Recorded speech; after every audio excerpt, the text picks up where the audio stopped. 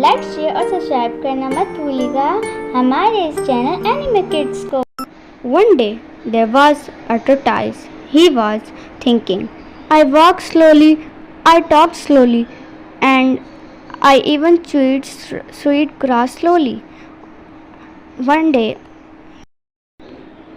day he noticed a large eagle flying overhead. It flew quickly and gracefully.